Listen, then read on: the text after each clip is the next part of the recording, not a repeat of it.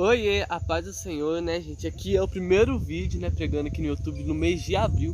E se Deus quiser, se for da vontade dele, eu vou postar vídeo toda semana nesse mês, né? Mas vai depender muito, né, se for da vontade do Pai. Amém. Se não for, tá tudo bem, né? Então bora lá pra mensagem. A mensagem de hoje vai ser lá no livro de Josué, capítulo 17, versículo 14 até o versículo 18. Olha só. Primeiro tá escrito assim, né, que é o título: Reivindicação dos filhos de José. Os filhos de José se dirigiram a Josué e lhe reivindicaram. Nossa, gente, minha dicção tá horrível para falar essa palavra.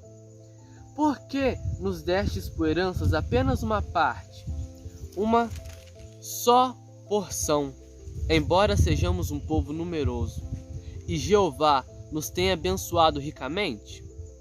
Orientou-lhes Josué: se tu és um povo numeroso, e a região montanhosa de Efraim tem pouco espaço para as tuas famílias, sobe à floresta, toma uma parte das terras dos perizeus e dos refaíns, desmata e limpa o terreno segundo as tuas necessidades.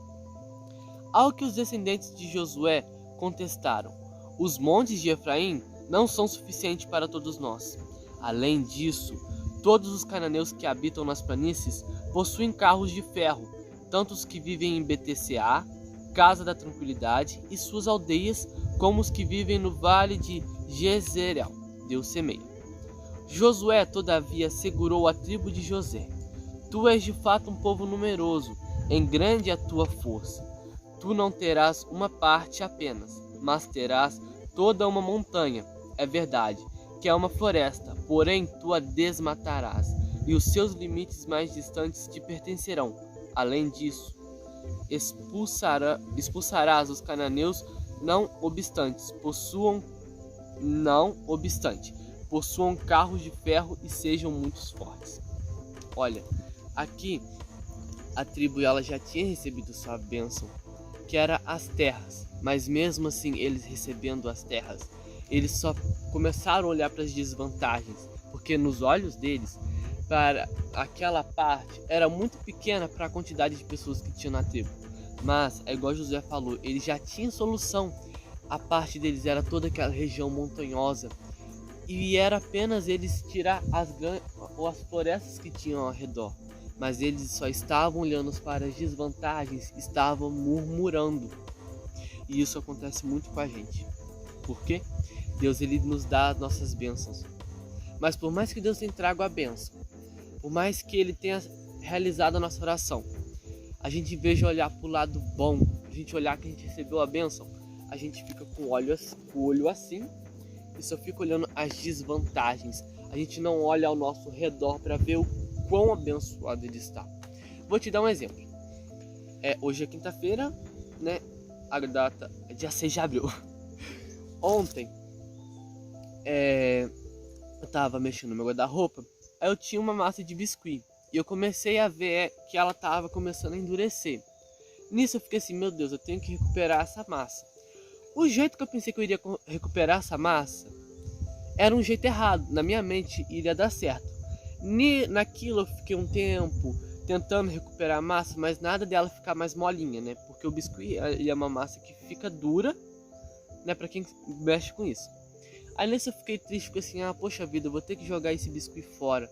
Mas eu não tinha pensado em pesquisar no YouTube. Até que eu pesquisei e eu achei a solução. Eu consegui recuperar minha massinha de biscuit. Eu fiquei muito contente mesmo. Mas de repente veio uma voz assim e falou assim: nossa, olha só a quantidade de massa que você perdeu.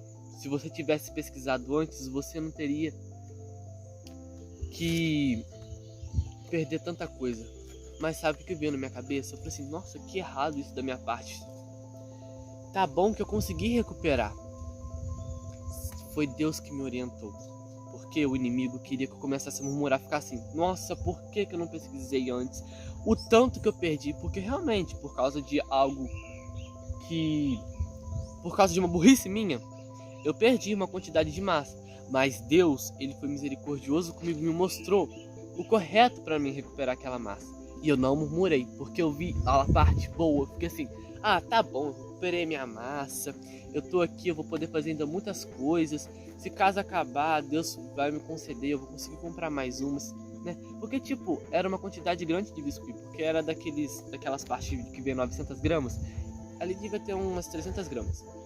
E eu não quis murmurar. O inimigo vai ficar assim no seu ouvido. Ah, mas se não fosse isso? Ah, mas se não fosse aquilo? Para você murmurar. Mas para de murmurar. Olha para suas bênçãos. Uma coisa que eu faço, né?